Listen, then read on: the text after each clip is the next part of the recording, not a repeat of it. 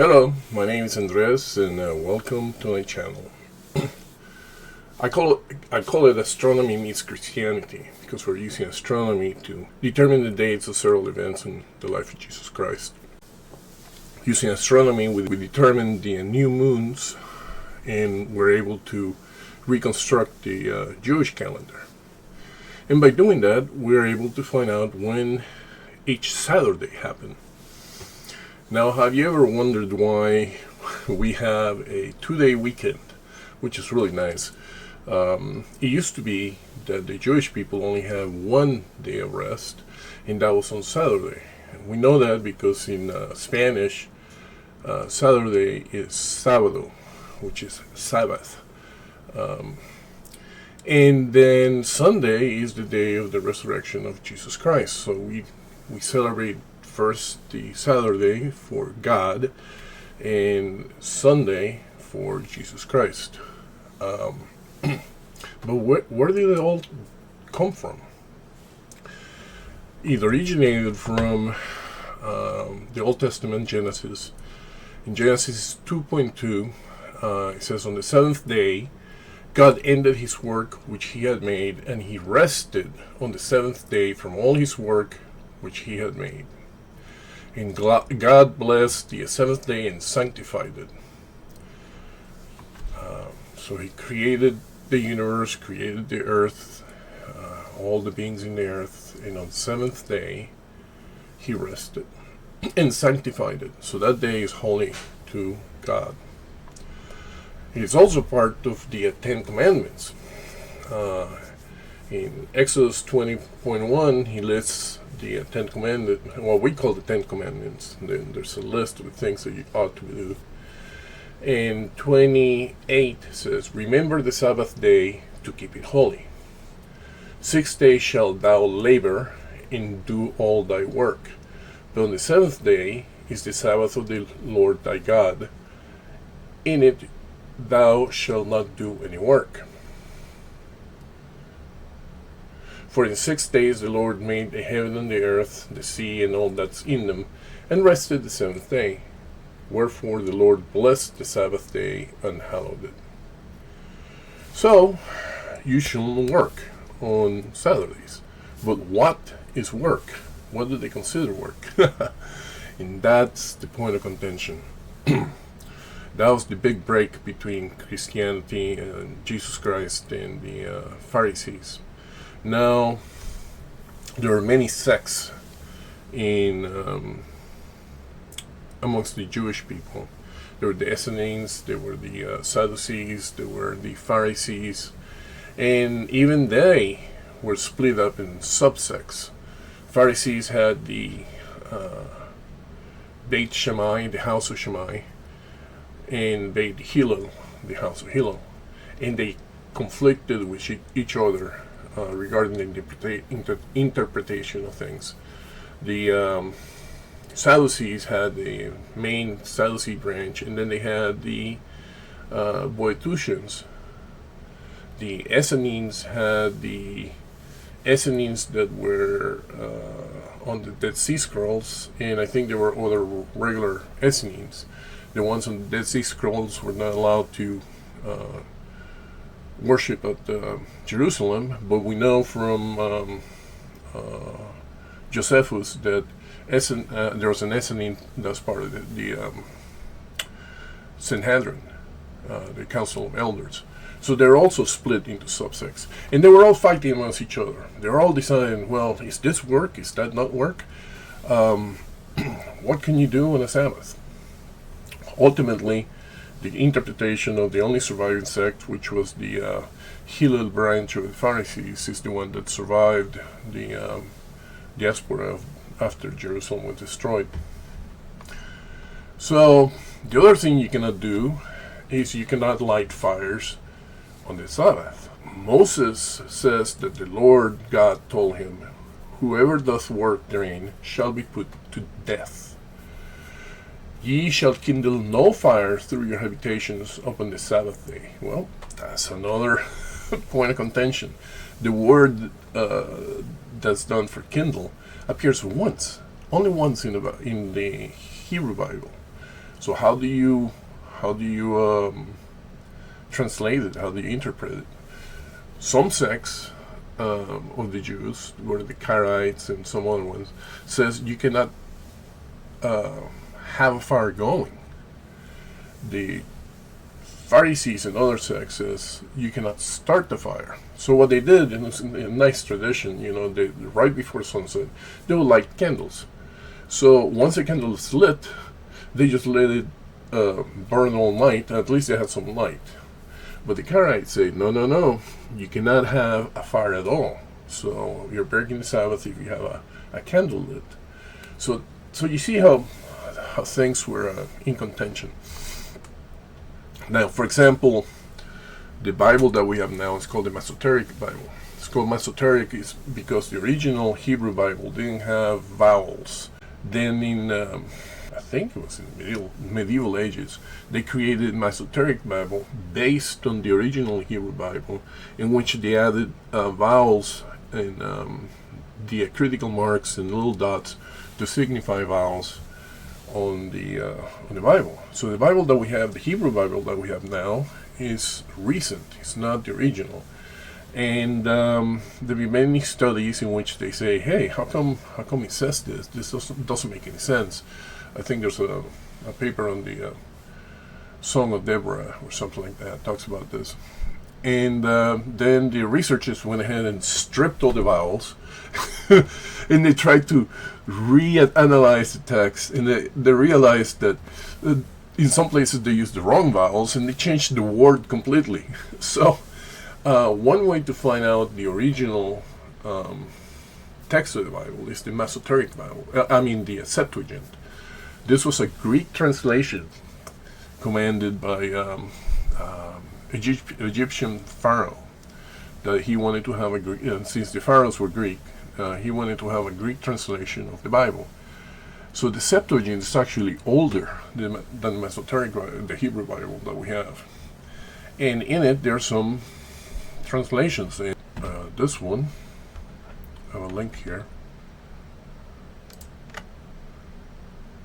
35:3 says, "You shall not burn a fire in any of your dwellings on the Sabbath day." So this has the older interpretation. Nothing should be burning. Instead of kindling the fire, nothing should be burned. Once again, there was multiple interpretations of what was allowed and not allowed. Now the penalties for not keeping the fire, and the reason this is important, and they were fighting amongst each other, arguing amongst each other, is that the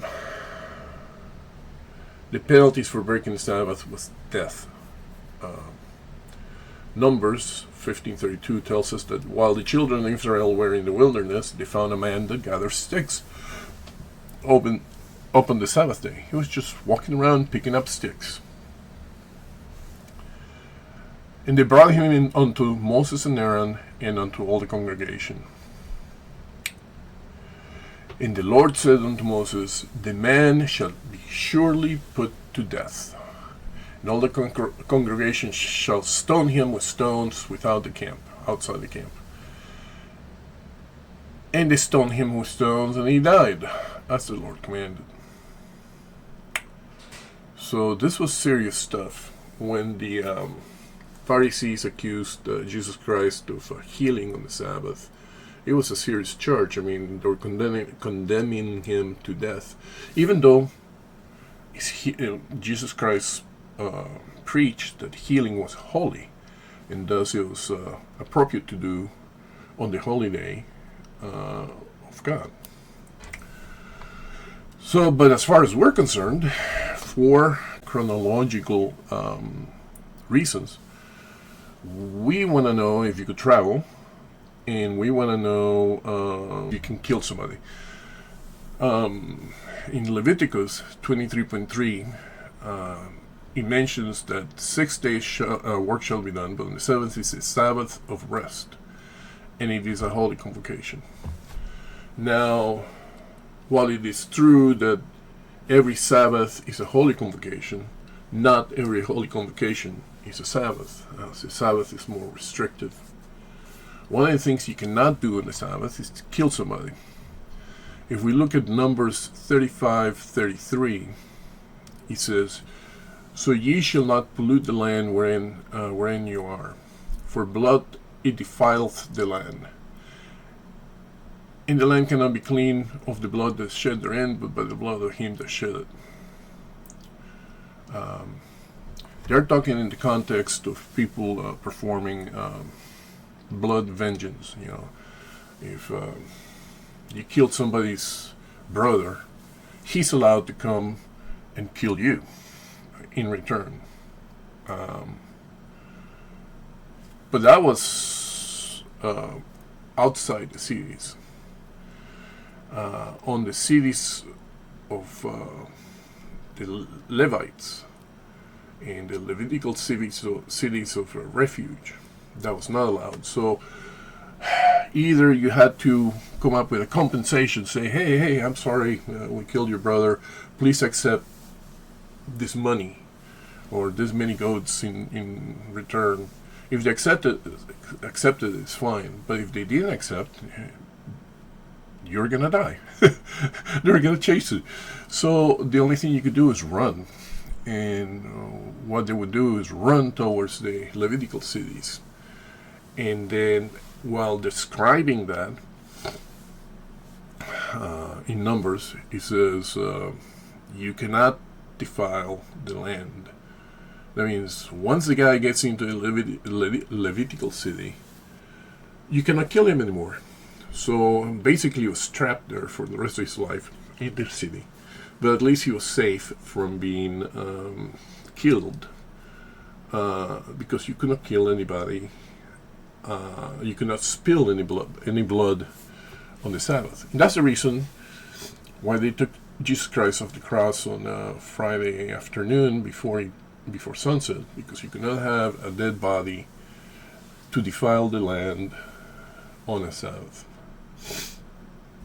So anyway, you cannot kill anybody, and because arresting somebody's work, chasing after somebody's work, you cannot arrest anybody, you cannot chase after anybody, you cannot incarcerate anybody, you could not kill anybody in a day that was a Sabbath. Now, you cannot travel on the Holy Sabbath, because in Exodus 16:29, it says that, "See, for that the Lord hath given you the Sabbath. Therefore he giveth you on the 6th day the bread for 2 days." So he's saying that you shouldn't. They're talking about collecting manna on the Sabbath, and he's saying, "I'll give you a double measure on Friday, so you don't have to work on Saturday." And then he says, "Abide ye every man in his place, let no man go out of his place on the 7th day." So you're trapped in your place. I mean, you would think there'll be your house, but once again, there was a big thing about how do you interpret what his place is. And what the Jewish people did is define for at least the Levitical cities, like Jerusalem, that his place was actually the city. So you shouldn't leave the city. But what was the city? Was the city walls? Or, when they, if you look at a map of the tribes of Israel, in Israel, every one of the tribes, the 11 tribes, has an area of land allocated to them, but not the Levites. The Levites were not allocated any land, but they were allocated cities. But if you just have the city, you're just going to starve. I mean, you need food for your city. So they declared to have an area around the city that would hold the pastures, hold the cows, the goats, where you could grow grain. So each city had an area around it to produce food for the city. So God said on Numbers 35:1, "Command the children of Israel that they give unto the Levites of the inheritance of their possession, cities to dwell in. And ye shall give also unto the Levites suburbs for the cities round about them. So you have an area around the cities. And the cities shall they have to dwell in, and the suburbs of them shall be for their cattle and their goods and for their beasts. So first you have to define what's your place. They said, oh, the place is the city. Well, then you have to define what's the extent of the city. And then they said, well, the extents of the city here are the pastures outside the city walls. But how much was it? So in 35.5, Numbers 35.5, it says, and ye shall measure from without the city on the east side 2,000 cubits, south side 2,000 cubits, west side 2,000 cubits, north side 2,000 cubits, and the city shall be in the midst. So now we know that here's the city, and around the city it was 2,000 cubits. Then the question is, how much is a cubit? So they interpreted that you could travel within the city on a Sabbath 2,000 cubits. Inside, outside the city, you could travel 2,000 cubits. And they called the distance outside the city the Sabbath day journey, a Sabbath day journey. The amount of travel that you could do on a Sabbath day. And you see how things extends first from your place, then to the Levitical city, then to the boundaries of the city, and then in general, how much you could travel in general in a Sabbath, 2,000 cubits. So the Mishnah, which is a commentary on the Bible, on Sabbath 27, so it's a commentary on the Sabbath, he says, the one who goes outside the boundary of the city on the Sabbath is lashed. As it is said, one shall not go out from one's place on the seventh day. And this place is the boundary of the city. But then he says, outside the city other than 2,000 cubits. But outside 2,000 cubits is forbidden, because 2,000 cubits is the pasture of the land. And we know that tradition, even though it was on the time of Moses, was still kept at the time of Jesus Christ, because in the Acts 1:12, they're talking about Jesus Christ going to sleep on the Sabbath on the Mount of Olives. So Acts 1:12 tells us they returned unto Jerusalem from the mount called Olivet, which is from Jerusalem a Sabbath day journey. So it was allowed. And it was allowed because it was less than 2,000 cubits.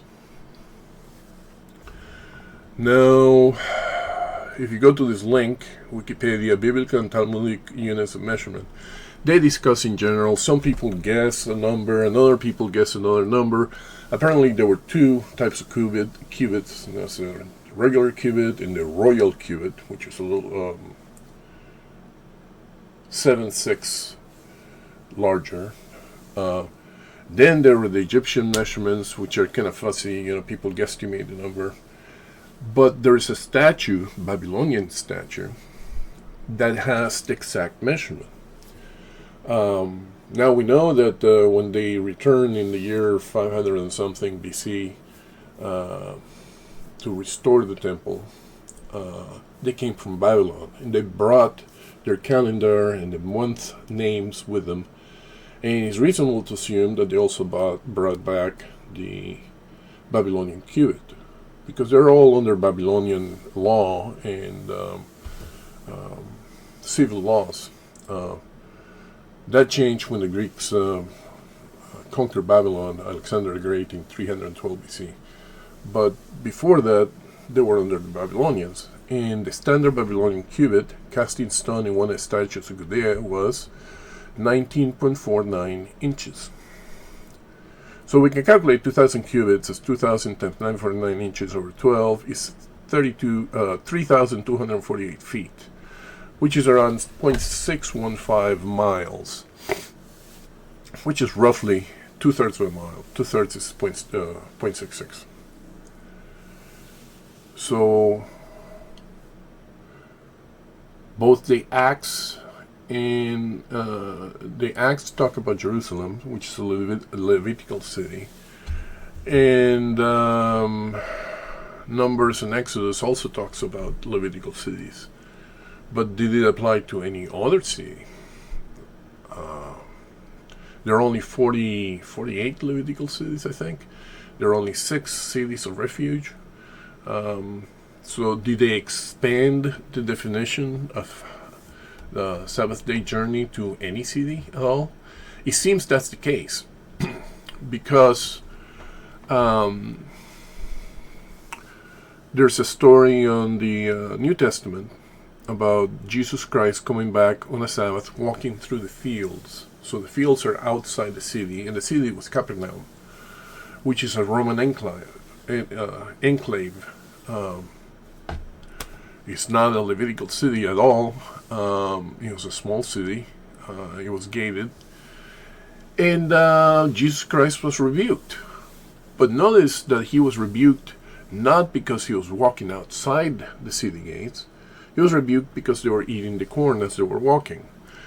We have the same story basically repeated twice in Mark and Luke. It came to pass that he went through the cornfields on the Sabbath day, and his disciples began as they went to pluck the ears of corn. The Pharisees said that is not lawful. And he said, and Jesus Christ responded, have you never read what David did when he had needed and was hungry? So the implication is that he's being rebuked for eating and picking up the ears of corn, because reaping is prohibited. Now there's a difference between reaping the harvest and just plucking when you need to eat. So that's the distinction Jesus Christ was making. The implication, though, is that you could walk in the fields. That's not what the Pharisees were angry about.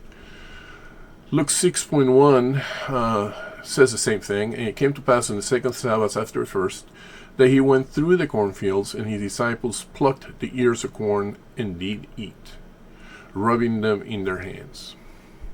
The Pharisee says, why do ye that which is not lawful to do on the Sabbath days?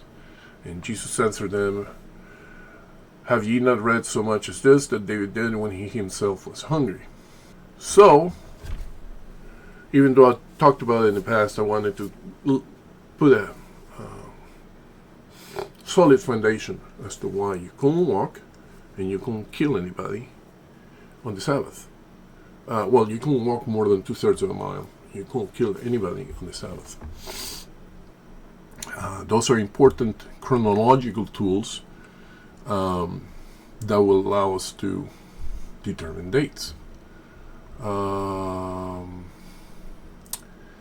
One of the things you couldn't do is you couldn't cook because you couldn't light a fire, and you couldn't carry any burdens. Jeremiah tells us, and the Lord said to me, thus said the Lord, take heed to yourself and bear no burden on the Sabbath day, nor bring it in by the gates of Jerusalem.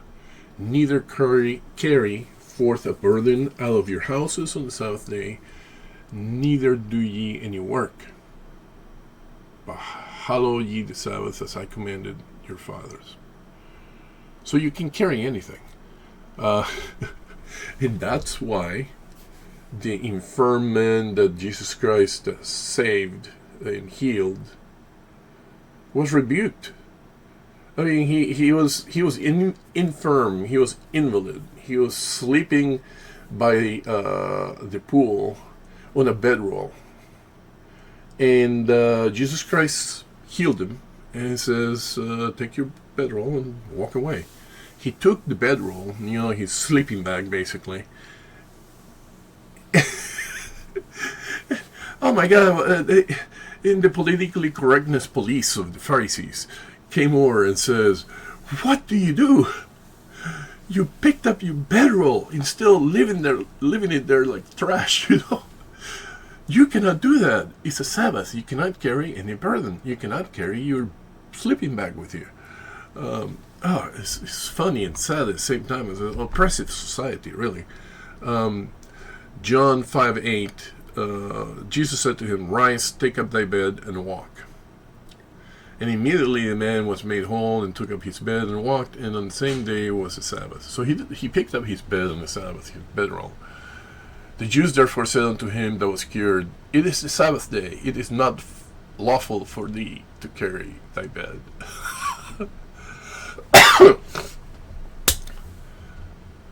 Yeah, the restrictions are so harsh that you couldn't, if you're stuck traveling on a Sabbath, I mean, you're in real trouble. Now they're talking about the healing restrictions. Is it lawful to save somebody? Some sects said no, you should let him die. And by extension, should you heal somebody? And most of the sects said no. Jesus Christ said yes, because it's holy. We'll have to discuss it in some other episode, because it's a whole topic. But years and years later, after destruction of Jerusalem, and on top of that, all these rules were oral. They were secret. Somebody will come up to you and say, "Oh, you cannot do that." He says, "Why?" "Because my teacher said so." "Well, did he tell that to anybody?" "Oh, no. I was the only worthy of being told by the teacher, so it's a secret oral knowledge. But you cannot do that." What people knew were the written rules, and the oral rules of the individual sects, they were kept to themselves.